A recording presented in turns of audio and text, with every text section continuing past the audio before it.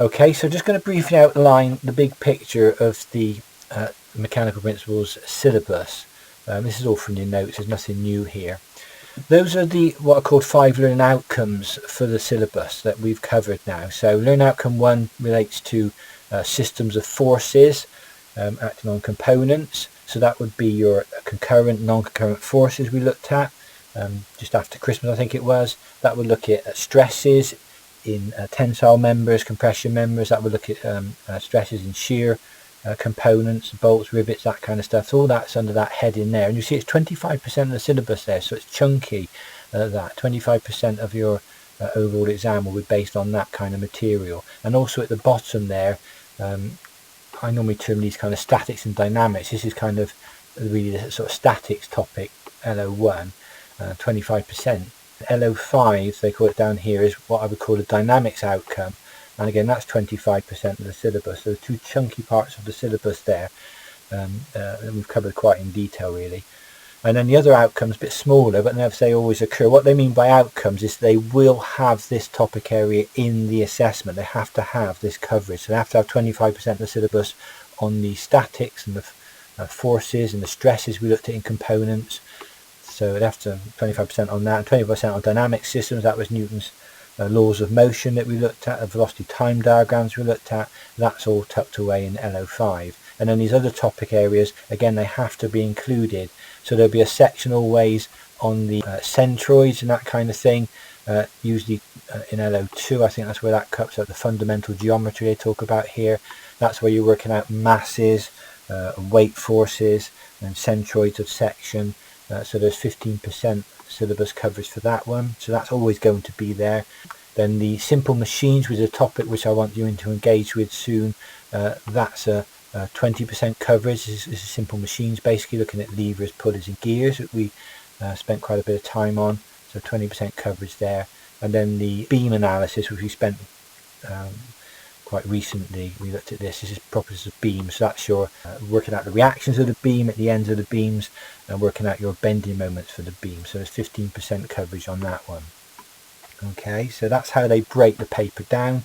You need 24 marks, usually a 60 mark paper generally speaking, does vary sometimes, but 60 marks. And you need 24 marks to pass. 24 marks gives you the 40% pass mark, okay. So that's how it's broken down as far as the papers are concerned. Okay, just really briefly recapping centroids. Don't forget centroids really is a fancy way of saying the centre of an area. So if you talk about the dartboard it's showing there, that would be the bullseye, would be the centroid of that circle shape. Okay, we're trying to find centroids, and in industry this is something that we do often want to do. We want to know where the centre of the area is. Sometimes you hear the sort of centre of gravity term used, but we do need to know where that location is. It's a very useful characteristic of a component or a system to find, and that's why we do it. It's quite useful in industry to do this kind of stuff. And this is a slide I showed of different sections, typical sections you see in industry, and just trying to show you where the centroid is in each of these sections. Obviously for a circle we know it's a spot in the middle there. Just bisect two diameters, you get the centroid. For a square it's in the middle, just bisect the corners. For a rectangular, again bisect the corners, it's in the middle. For a triangle, it's actually a third the way up the triangle shown there. So see sort of the height divided by 3. That would be the location of the centroid in that position. And there is a standard formula given in the formula sheets for triangles. This triangle here, the triangle, that would be a third the way up and a third the way in. Remember we talked about the X bars and the Y bars, if you remember this. X bar is the distance from a datum in the horizontal direction, and Y bar is the distance from a datum in the vertical direction. And so we call it X bars and Y bars. And they locate the centroid of the section. And then we looked at eye sections. This is a symmetrical eye section, so the centroid would be in the middle of that symmetrical eye section. This is a unsymmetrical eye section. The top flange is longer than the bottom flange, so the centroid shifts upwards. T section, the centroid shifts further upwards there because there's no bottom flange. And the L section, the centroid is actually in space here. It's actually over here in this sort of location it would be. And the centroid of area is really trying to say the location where the area above the centroid is the same as the area below it. So if we take one of these sections here, what we're saying is the area here would be the same as the area below the section. That's what a centroid is. So they've got the same area above and below. Like with the unsymmetrical eye section, that area there shown in yellow, that would actually be the same as the area shown in purple here. Okay, that's what we mean by centroids. And this Y-bar designation is just a distance from the bottom to that centroid location. We can also dimension things from the top of the section as well. We could have a Y-bar from the top flange if we wanted to. Usually the datum is given in the question what you have to use. Okay, so that's what centroids are again. It's to do with area above and below the centre, or to the left or the right, of course, being the same. And these little formulae are given in your formula sheets. And I would be aware of them, try and get used to them. What I've done in the formula sheet that I've given you is in the very beginning of the formula sheet, I've actually stated all the formulae you get from OCR. Okay, in the first sort of few pages, I've just extracted that from the formula sheet. And then in the second part of the sort of second section of the formula sheet, I've given you formulae and I've given you some techniques that you might want to remember. Okay, because they help with other problems, but they're not given in the actual formula sheet. Okay, so yeah, just saying on the screen there, you've got these standard formulae given for the location of the centroid here of the triangle. I said it's a third of the height up and a third of the B in. Okay, that's a standard formula. There's a proof behind this, of course, and if you go back to integral calculus, you can prove these locations. We don't need to do that, of course, but that's where they come from calculus. And also this, they've given a semicircle here, and they've given the Y-bar, if you want to call it the Y-bar there, as 4 multiplied by R divided by 3 multiplied by pi, and that's the location of that centroid. And again, there's a formula behind that, or a proof behind that formula that we generated. And we did these examples, these are slides we actually did in the lesson, so you have these in your notes. This is actually what I did on the board here, so hopefully your notes are still with you and hopefully they're in some kind of order, but you'll see these calculations. Again, they do sometimes ask you these kind of questions, just simply give you a triangle and say, okay, work out the Y-bar for the triangle, work out the X-bar for the triangle. They do sometimes ask you to do that, and that's literally just plugging numbers into the equations to find the X and the Y-bar. Just giving us a third of the height in this case, and a third of the width in, so that's what we're doing there, working out the Y-bar and the X-bar. And again, for the semicircle, they can also sometimes simply ask you where is the Y-bar location for the semicircle, and again that's a question of plugging numbers into an equation. What you will find is sometimes they will have a semicircle built on a square or a rectangle or something like that, and that starts to complicate it a bit more with a slightly more advanced technique that we looked at in the lesson. But certainly I'd get familiar with those two formulae. They do seem to crop up sometimes on the papers. I was only showing you this in the lesson because this is just very standard formulas you can find on the internet or in textbooks of lots of different shapes where you want to find centroids, because obviously in industry they have lots of different types of shapes we're looking for. These could be welds, for example, so I want to find the centre of a weld, centre of a spandrel, use that in sort of bending moment diagrams, centroids of a circular sector. We want to know those centroids, and there's lots of standard formulas around for calculating X bars and Y bars and areas, of course. So that's just showing you standard formulae that you can find on the internet and what have you. I just put this slide up because this was again something we covered. Sometimes there's a bit of confusion between the centre of area, which is on a surface, and a centre of gravity, which is like within the body itself, like a three-dimensional sort of location. So they're related topics. The centre of area is on the surface, and underneath it, in the sort of thickness of the body, you have the centre of gravity. So they're actually two different things, but they can be related. So don't get confused over that. We're looking at centres of area, so we're just talking about the centroid of an area, that location that's shown in yellow there. And the units we'll use for working out centroids were millimetres or metres. It doesn't matter really which you use, whatever OCR gives you, what units you can use. But we'll also be looking at something called the first area moment, or the first moment of area, whichever way you want to term it. And that's one of the characteristics we use when we're calculating centroids. And that's either in metres cubed or millimetres cubed.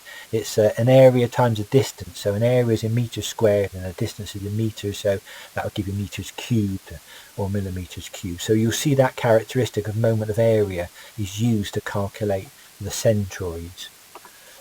And that's the formula that we use here. Again, I'm not going to go through any great detail, we've done this before, but the formula is shown at the bottom of the page there for the Y bar, that's the vertical dimension to a centroid, is given as a summation of the individual areas times the Y dimensions from a datum divided by the summation of the individual areas, and that gives you what's called the Y bar location. And we did this actually, if you remember, in a tabular form, and I'd encourage you to use a tabular form. The feedback from the examiners suggests that they like the tabular form, they feel it gives students structure, but of course you need to remember the tabular form. But in your revision sheets I've given you, I outline the generic format I would suggest you use, and this is the kind of thing here, this is what I suggest we use here. Again, this is example 1 we did in the lesson. This is where we have an inverted T-section basically here at the flange at the bottom, and then the web, as they term it, vertical. And if you remember now, what we do is break these kind of sections down to little rectangles. We break them into rectangles because we know how to calculate the area of a rectangle, and we know how to calculate or to find the centroid of a rectangle. It's relatively straightforward. And that's what we were doing here. And we were taking the datum in this example at the bottom of the section. Okay, you can take the data wherever you want to. We've taken it at the bottom here, so all our dimensions, our Y dimensions, these dimensions here, are taken from the datum. Okay, so that 3, for example, is half of the 6 there, because it's halfway to that datum point here, that centroid point there, that's where that comes from. And the 24 shown there, that would be the distance of this centroid up here from, again, the datum. It would be the half of the 36, that would be 18, add 6 would be the 24. This is what you have to get back into. This is the kind of technique you need to sort of recap, because you've not done it for a long time. But basically following that table through, knowing the widths and the depths of each of the rectangles, we can calculate the areas of each of the rectangles, so we can add up the areas, and that's what's being done. We simply add up the areas of the rectangles there, and then we know the Y distances from a datum, so we multiply the areas by the Y's to get the n column here. Then we add up those values when we've calculated those, and it's simply a question of dividing the A times the Y's. We simply divide that by the summation of the areas, and that gives us the Y bar from a datum. So a very, very structured method we're using here. And this is what I want you to get back into today. I want you to have a little play with this and see if you can get back into doing this method here. I think we also did the same thing, but we did it by the datum from the top of the section. It's exactly the same section here, but put the datum at the top. So whether you're taking the Y bar from the bottom or from the top, you'll get the same centroid. So we found the Y bar was 12 from the bottom, and that would be exactly the same location. If we take it from the top, it would just be 30 from the top instead of 12 from the bottom. We get exactly the same location. So wherever we take the datum, we get the same position for the centroid. And don't forget, the centroid is trying to say the area above that section is the same, above the centroid is the same as the area below that section. That's the whole essence of it, of what we're trying to find. Okay, and then we did lots of different questions as an I section and so on. So my sort of whole essence from here on in is what I call facilitation. I'm here to facilitate. I'm not here to do the questions anymore. You engage with the questions. I try and help you do the questions. Okay. This was just a more complicated question where you're finding the X bar and the Y bar. If you remember these L sections, you've got to find the X and the Y bar in this case. So that's why the diagram's been extended. So not only do we have the sort of Y dimension, if you like, we also have the X dimensions also used here. A slightly complicated, more complicated solution, but same principle. The Y dimensions, the Y ends are taken from the horizontal axis, and the X ends are taken from the vertical axis. That was a question that we did with a hole in it, and again, I've been scanning the papers recently, and that question is almost identical. I didn't know that. That's just one from my notes, but it's almost identical to one I've seen now in the actual OCR paper. So that's we've got a hole in the section. So don't forget, a hole is a negative area. If you remember that now, but I set one of those, I think, for enrichment. Holes are a negative area, so you're taking away. That's why it's negative down here. You can see that negative symbol. So that will give you a negative area moment. So you're subtracting the area from the big rectangle section there. So that's one of the sort of subtleties of using this method. If you want to remove sections, you make them negative areas. That's a hole in the section. These are formulae that are given in the syllabus, but I don't think they're given in the formula sheet. If you look at my revision sheet, I think you'll find they're in the formulas you need to remember. And they only do relate to 1 mark, I have to say. But nevertheless, 1 mark can be the difference between passing and not passing. So, but it's to do with the angle of rotation. If you have a section like this rectangular section shown here, and if you imagine sort of pinning it at the corner, the top left-hand corner, and allowing it to swing, it will find its equilibrium position where the centre of area or the centre of gravity will reside directly below the pivot point. Okay, that's how it will come to a stop. It will sort of swing around, oscillate around that point, and eventually come to a stop where the centroid or the weight force that's acting on that rectangle is directly below this pivot point here. And all the question would want you to do is to find the angle of rotation, this angle theta here. And in the syllabus it does give the angle of rotation. Its tan of the angle is the x bar divided by the y bar. So obviously the angle is the inverse tan of x bar divided by y bar. Okay, that's just a 1 mark question usually, but 1 mark can be worth having.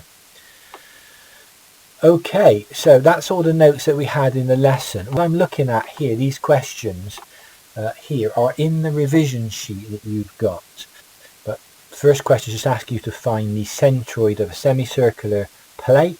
So give you a bit of context there, semicircular plate having a radius. And then the second wants you to find the centroid of a triangular shaped plate having a base of 7.5 centimeters and a height of 8.5 centimeters. The answer on the sheet, hopefully the answer is okay. And that's all using the standard formula that you have in your notes. It's my solution to question 1, part A, part 1. Just using the standard formula in the formula sheets there. Okay, just putting the numbers into the equation really, that's what it boils down to. So the y bar, just the y bar here, 4r upon 3 pi. Just be careful, sometimes they can give you the information. They might say a diameter, sometimes you get like diameter given to you, so obviously you're using the radius in the equation, so just be careful, things like that. That can happen sometimes. But that should be straightforward, hopefully. A bit of calculation. Be careful you type it on your calculator. If you've got 2-line display, it's not a problem. If you've got 1-line display, you would actually have to put that 3 pi, as I've shown it there. You would need to put that in a bracket actually, so if you do type it in a 1-line display, you'd have to type it like that. Okay, it's 4 times 5.8 divided by 3 divided by pi, so be careful if you're formatting. But if you've got double-line display, it's fine. And then the centroid of the triangle, again there's obviously an x and a y bar here, so this would be the y bar and this would be the x bar. Okay, and they've taken it here from this right hand end. You can obviously do it for the left hand. Sometimes one of the tricks or little questions, they might give the datum on the left hand side and say work out the x bar and the y bar. Well, the y bar is the same, but of course the x bar would be the b take away b upon 3. So if they did give you a datum to the left, just be careful. Again, I've seen those little sort of subtleties in the questions asked. But basically it's putting the values into the equation. So in part 1 here, you've got the semicircle, radius r is given, and they've located the base 5 centimeters above the datum.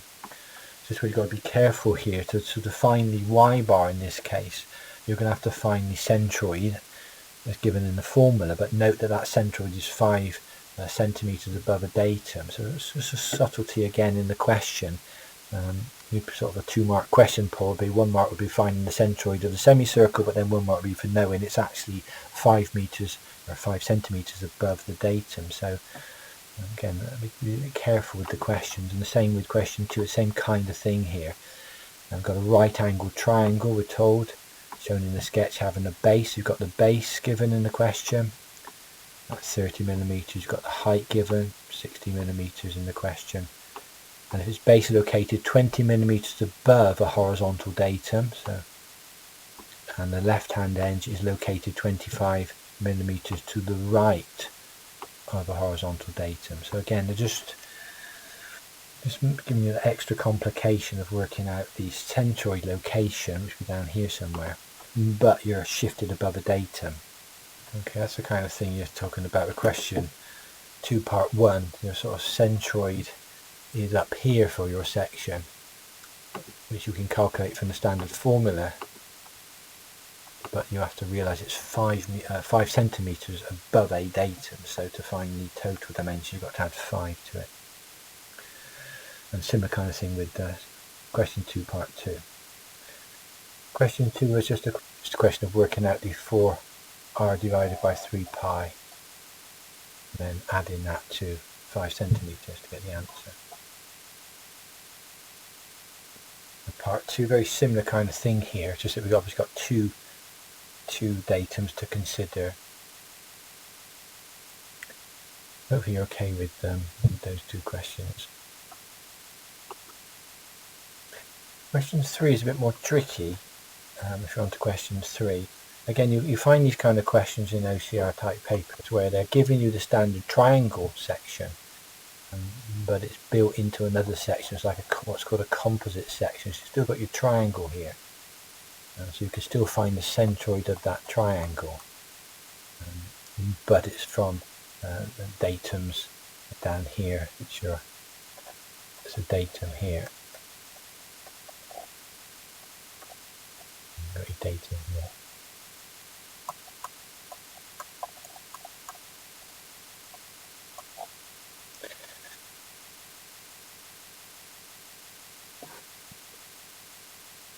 Question 4 is the inverted T section, like we looked at right at the beginning of the notes of the original lecture back in September. What you're going to have to do is break this section down into 2 strips. The logical thing to me would be to break this into the lower flange, as it's sometimes termed, so that would be 1 element.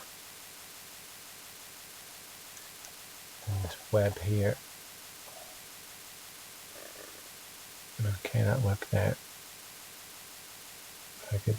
That would be the another element. So we call this element number 1, say. And this element number 2. Just give them labels, that's all.